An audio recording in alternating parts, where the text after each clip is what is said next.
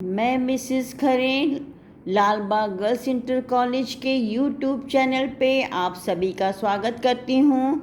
आज हम क्लास 12 के लिए फिजिक्स सीरीज़ का पार्ट 87 लेकर उपस्थित हुए हैं। आज हम बताएंगे सेल के बारे में। ठीक है, वैद्युत रासायनिक सेल एक ऐसी युक्ति है जो रासायनिक ऊर्जा को विद्युत ऊर्जा में परिवर्तित करके किसी परिपथ में आवेश के प्रवाह को निरंतर बनाए रखती है। बच्चों, सेल में विभिन्न धातुओं की दो छड़ें होती हैं जो कि एक द्रव में डूबी होती हैं। इन छड़ों को इलेक्ट्रोड्स कहते हैं और इस द्रव को कहते हैं इलेक्ट्रोलाइट या विद्युत अपघट्य। जब इलेक्ट्रोड्स जो है इलेक्ट्रोलाइट में डाले जाते हैं तो इसके अंदर रासायनिक क्रिया होती है जो दोनों छड़ें जो हैं द्रव के सापेक्ष अलग अलग विभव पर आ जाती हैं और इनके बीच ये विभवांतर बना रहता है। और जब इसको जो है किसी वाय इलेक्ट्रोड्स को वाय पर्पस से कनेक्ट करते हैं तो उसमें धारा बहने लगती है। तो वाय परपथ में वैद्युत धारा धन इलेक्ट्रोड से ऋण इलेक्ट्रोड की तरफ तथा सेल के भीतर जो है वो ऋण इलेक्ट्रोड से धन इलेक्ट्रोड की ओर बहती है।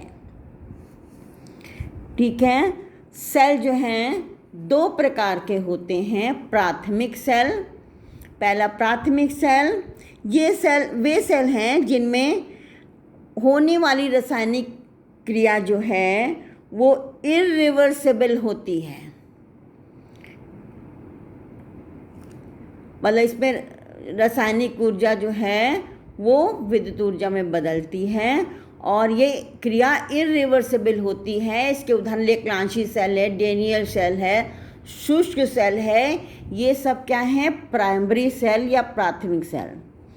द्वितीय सेल वो हैं जिसमें होने वाली रासायनिक क्रिया इरिवर्सिबल होती है, जैसे कि सीसा संचायक सेल हैं, क्षारीय सेल हैं। ये समझ लीजिए जैसे बैटरी है ना। इसमें क्या करते हैं, इनको संचायक सेल इसलिए भी कहते हैं कि पहले इनको चार्ज किया जाता है। बैटरी को पहले चार्ज करते हैं तो पहले विद्युत ऊर्जा रासायनिक ऊर्जा के रूप में स्टोर कर ली जाती है और जब धारा ली जाती है तो ये रासायनिक ऊर्जा विद्युत ऊर्जा के रूप में बदलती है। समझ में? तो इसको संचायक सेल भी कहते हैं। द्वितीय सेल इसको इसलिए कहते हैं कि धारा देना इनका सेकेंडरी काम है। पहले विद्युत ऊर्जा को रासायनिक ऊर्जा में बदला जाता है और इसको स्टोर कर लिया जाता है। जब धारा लेते हैं तो ये रासायनिक ऊर्जा विद्युत ऊर्जा के रूप में मिलती है आपको। अब देखिए, सेल का विद्युत वाहक बल इंग्लिश में कहते हैं इलेक्ट्रोमोटिव फोर्स या शॉर्ट में कहते ईएमएफ। एकांक आवेश को सेल सहित पूरे बंद परिपथ में प्रवाहित करने के लिए सेल द्वारा किए गए कार्य या सेल द्वारा दी गई ऊर्जा को सेल का विद्युत वाहक बल कहते हैं। यदि Q आवेश को पूरे परिपथ में प्रवाहित करने के लिए सेल द्वारा किया गया कार्य W है तो सेल का विद्युत वाहक बल बराबर क्या होगा? W/Q।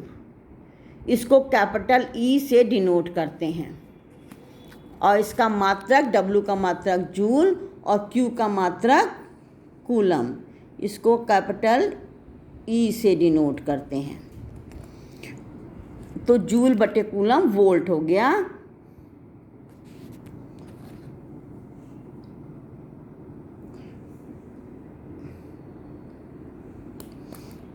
अब आइए इसका वोल्ट का हम पढ़ चुके हैं, आपको वोल्ट का विमीय सूत्र हम बता चुके हैं। ये देखिए इसका विमीय सूत्र हो गया। अब देखिए सेल का आंतरिक प्रतिरोध, सेल का आंतरिक प्रतिरोध धारा प्रवाह में सेल के घोल द्वारा यानी विद्युत अपघट्य द्वारा उत्पन्न अवरोध को सेल का आंतरिक प्रतिरोध कहते हैं। यानी हमने बताया कि जब धारा लेते हैं सेल से तो बाह्य परिपथ में धारा पॉजिटिव से नेगेटिव इलेक्ट्रोड की ओर और सेल के भीतर यानी सेल के घोल में धारा नेगेटिव इलेक्ट्रोड से पॉजिटिव इलेक्ट्रोड की ओर बहती है। तो सेल के भीतर जो धारा बह रही है तो विद्युत अपघट्य जो उसमें जो अवरोध उत्पन्न करता है उसको कहते हैं सेल का आंतरिक प्रतिरोध। तो धारा प्रवाह में सेल के घोल द्वारा उत्पन्न अवरोध को सेल का आंतरिक प्रतिरोध कहते हैं।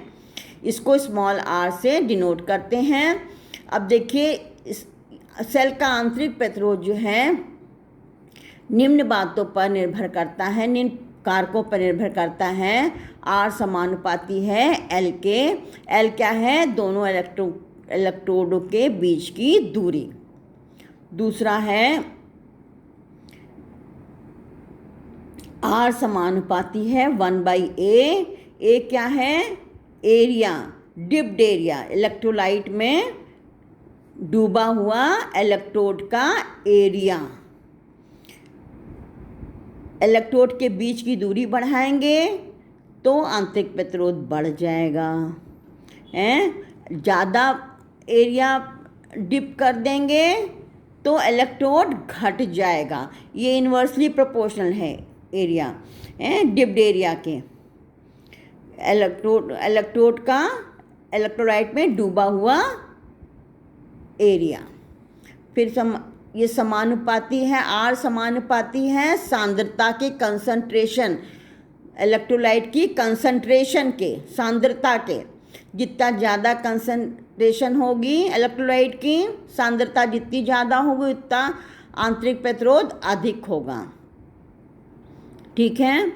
फिर ये समानुपाती है 1/θ क्या है? ताप के। ताप बढ़ाएंगे तो प्रतिरोध कम हो जाएगा, आंतरिक प्रतिरोध कम हो जाएगा। ये आपके इन्वर्सली प्रोपोर्शनल है 1/θ।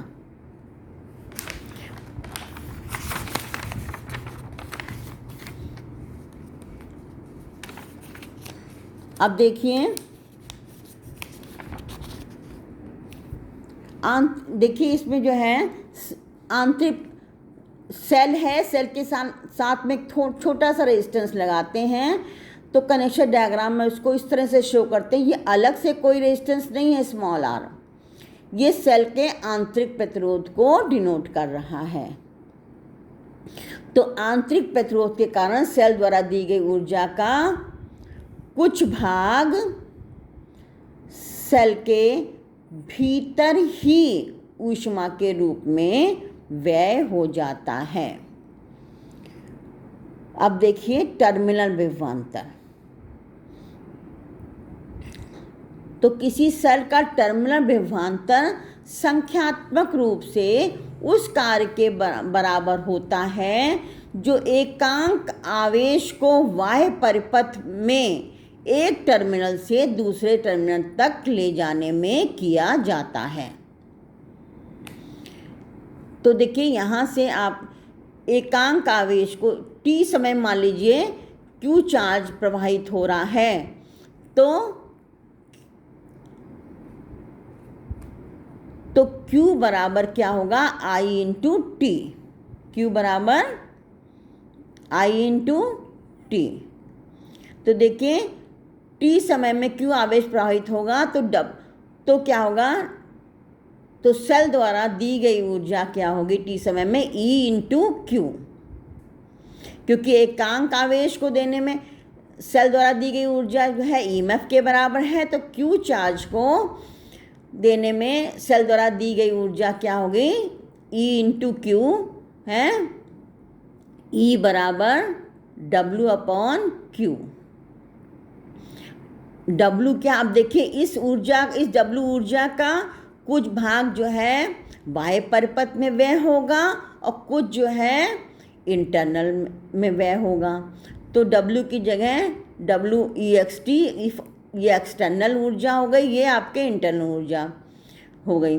तो अब देखिए ये आ गया ये इक्वेशन, ये आपका सेल है, ये आपका इंटरनल रेजिस्टेंस है, ये बाह्य प्रतिरोध है।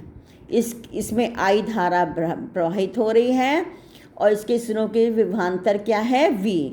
यही V क्या हो गया, आपका टर्मिनल प्रतिरोध होगा, यानी बाह्य परिपथ में V एक्सटर्नल होगा, VIT हो गया है, और Q की जगह IT लिख दिया।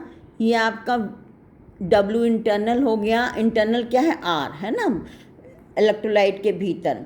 I धारा इसमें भी बह रही है, तो I इंटू R, इसके सिरों के बीच विभवांतर हो गया, और ये Q की जगह I इंटू T हो गया, और ये IT, ठीक है। ये आ गया E बराबर V प्लस IR। ये आपका EMF है सेल का, ये आंतरिक प्रतिरोध है, ये धारा है, V क्या है, टर्मिनल विभवांतर है। समझ में, यानी इतनी ऊर्जा सेल द्वारा दी जा रही है एकांक आवेश को, और इतनी सेल के भीतर ही यूज हो जा रही है। आज के लिए बस इतना ही, मिलते हैं नेक्स्ट पार्ट।